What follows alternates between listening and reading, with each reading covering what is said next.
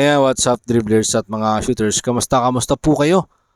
PBA standing pasadahan po natin at bakit nga ba number 1 ang Star Hotshot sa kasalukuyan komperensya ng PBA? Ano nga ba ang pag-amin ni Coach Chito Victolero? Pag-amin din ni Coach Tim Cone dito sa Barangay Ginebra, San Miguel at sa kanyang resident import na si Justin Brownlee. Alamin po natin sa video ito, pero bago yan, ako po yung maglalambing. Kung kayo po yung napapadaan at nagugustuhan ng ating video, hihingi po ako ng isang like, share, comment down below, and don't forget to subscribe and hit that notification bell button para lagi po kayong updated sa aking mga video. Maraming salamat mga shooters. Bakit nga ba number 1 ang Magnolia Hotshot? Ito nga ang pag-amin ng kanilang head coach na si Coach Chito Victolero. Siyempre mga shooters, alam naman natin kung gaano kalalim etong kupunan ng Magnolia Hotshot. Sabi nga ng kanilang head coach na si Coach Chito Victolero, ito yung kanyang sinabi: malalim ang aming bench player. Maganda ang nilalaro ng aming import at maganda inilalaro ni Paul Lee, maganda inilalaro ni Mark Barroca, at syempre yung Paul Lee basta healthy, maganda ang kalalagyan ng Magnolia Hotshot. Dahil pag pumutok sa 3 points, pag pumutok yung isang Paul Lee sa scoring, talaga namang hindi mahihirapan ang Magnolia na madala itong komperensyang ito sa kampyonato. Siyempre yung magandang nilalaro ni Gio Halalon, yung speed niya, yung defense na kanilang ipinapakita. Sabi nga ni Coach Chito Victolero, etong import niya na talagang kahit kailan, anytime pag kinailangan ng kumamada ng puntos, talagang magbibigay. Pero noong nakaraan mga shooters, nakita natin yung isang Paul Lee palabas, pero ang ayon po dyan okay naman po yung injury ni Paul Lee at hindi ganun kalala at makakapaglaro ang isang Paul Lee. Mga ka-shooters, disadvantage pa, wala pa yung Calvin Abueva niyan. How much more pag bumalik si Davis Calvin Abueva. Pero sabi nga ni Coach Chito Victolero, para sa kanya hindi mahalaga etong lahat ng ito na meron sila ngayon. Yan po yung sinasabi ni Coach Chito.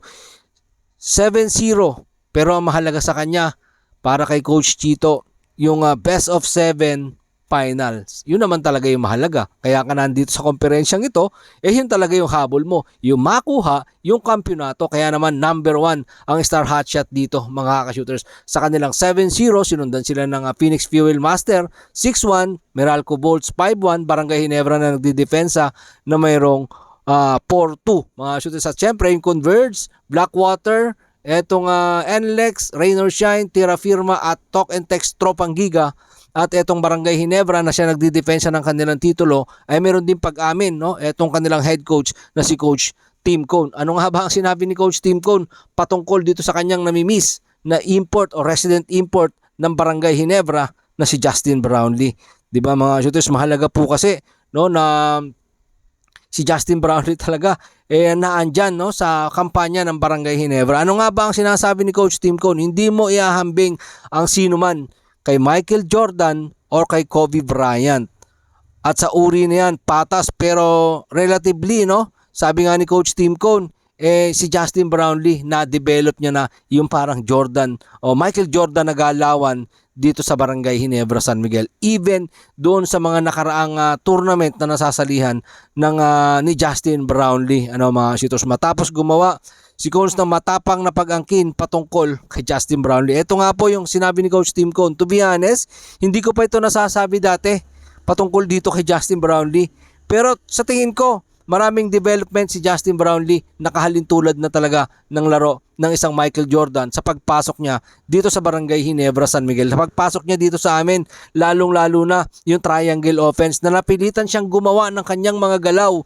Mga shooters, mahalaga doon, napilitan si Justin Brownlee na gumawa ng sarili niyang galaw. Dahil sabi nga ni Coach Tim Cone, si Justin Brownlee dati, talagang naglalaro lang ng stretch 4 at shooting lang talaga yung kanyang ginagawa. Pero ngayon nakita natin kung paano mag-improve yung laro ng isang Justin Brownlee. All around, pwede mo, sabi nga ni Coach Tim Cone, pwede mo siyang paglaruin.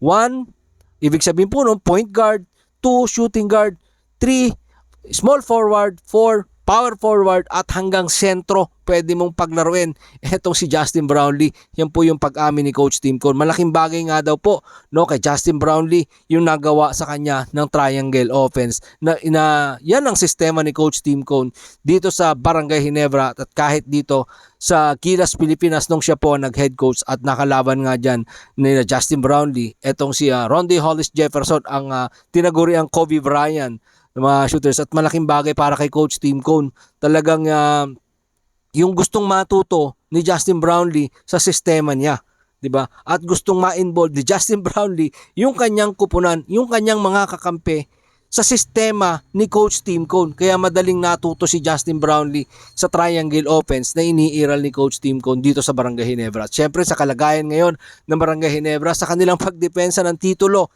hinahanap at hahanap-hanapin ni Coach Tim Cone ang isang katulad niya ni Justin Brownlee na siyang matagal naging resident import ng Barangay Ginebra, San Miguel. Siyempre, sino ba naman ang hindi mamimiss ang isang katulad ni Justin Brownlee na nagbigay siya ng napakaraming karangalan, napakaraming kampyonato, 'di ba? Napakadaling coachable. Sabi nga ni Coach Tim Cone, ang isang Justin Brownlee hindi napakahirap pasunurin sa mga gusto mong ipagawa para sa kanya. Sabi nga niya, no, 1, 2, 3, 4, 5 kayang laruin ni Justin Brownlee simulang nung mapunta sa triangle offense ng Barangay Ginebra, San Miguel. Yan lang po yung ating video mga shooters at sana nagustuhan nyo ang ating pong video. Marami pong salamat sa inyong panonood. Ano man po ang inyong maging opinion, pag-usapan po natin dyan sa comment section. Ingat and God bless everyone. Adjourn!